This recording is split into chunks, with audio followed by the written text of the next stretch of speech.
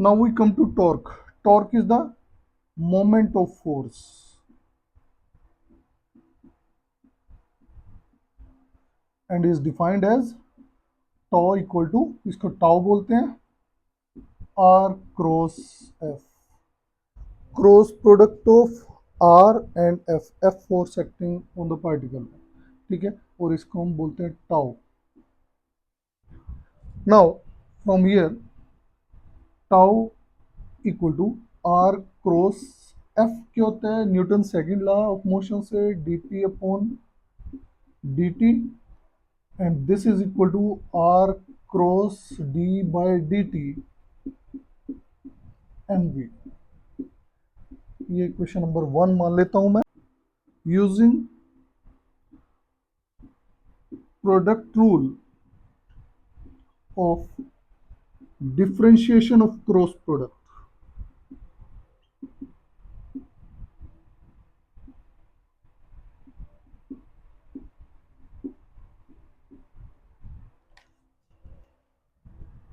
so we will take d by dt r cross mv या r cross p आप यहां लिख सकते हैं, p को मैंने mv लिख दिया, तो d by d T r cross mv क्या होगा, dr by d t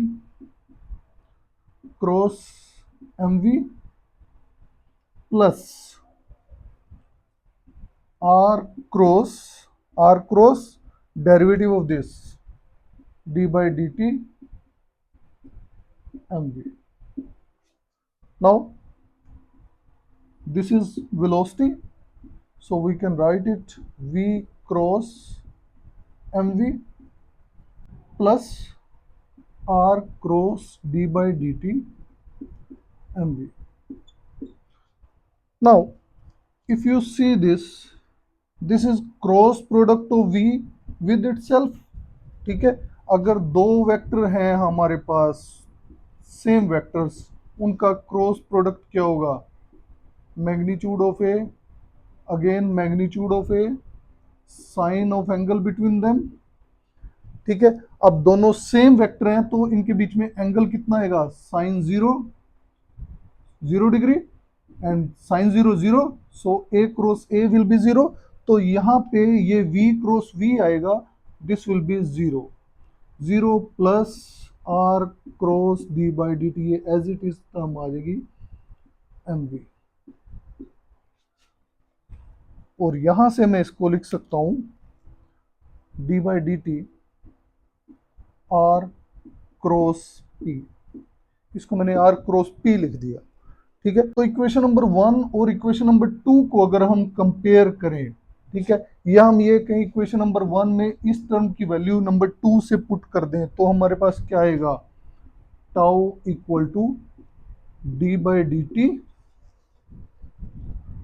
r cross p. और आर क्रॉस पी मैंने आपको बताया था क्या होता है, एंगुलर मोमेंटम. स्मॉल एल या कैपिटल एल से भी आप इसको डिनोट कर सकते हो, कोई दिक्कत नहीं है. So R cross P is L which is angular momentum, ठीक है. तो यहां से हम बोल सकते हैं tau equal to D L upon D T. और यू कैन से टॉर्क क्या है, torque is rate of change of angular momentum. So torque is rate of change of angular momentum.